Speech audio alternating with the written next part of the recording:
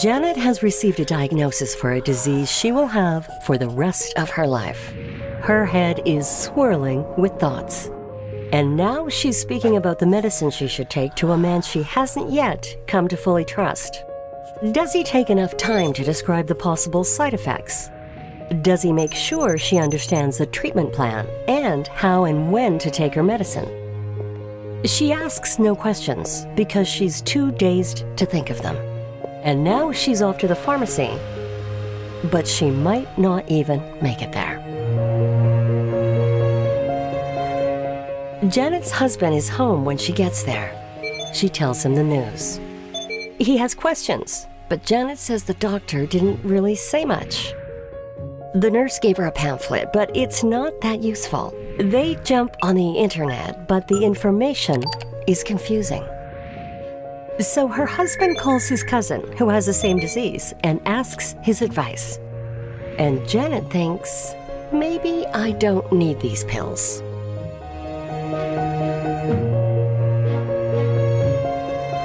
If Janet decides to take her medication, she will have to organize herself.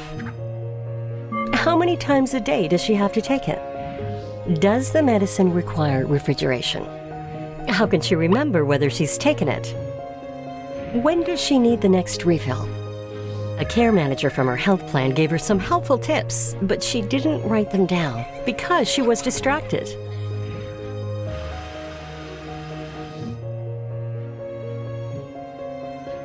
Janet starts to take her medicine, but after a few days she has doubts about whether it's really working.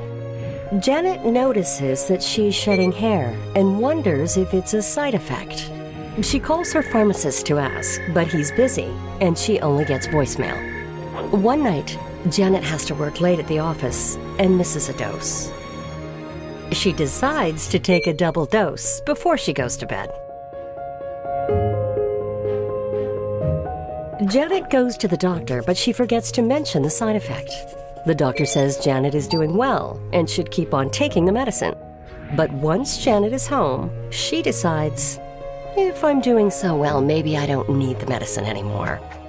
It's not a good decision.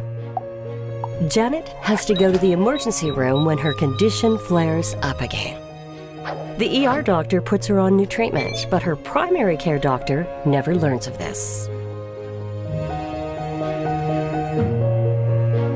Over the next weeks and years, Janet will continue her treatment journey, learning, organizing, taking the medication, monitoring, and possibly adding new meds and starting all over again.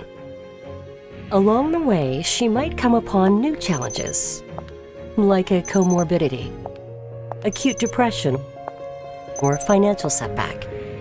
But she might also find things that help her, such as a peer support group. And always she will benefit when she has clear two-way communication with her doctor.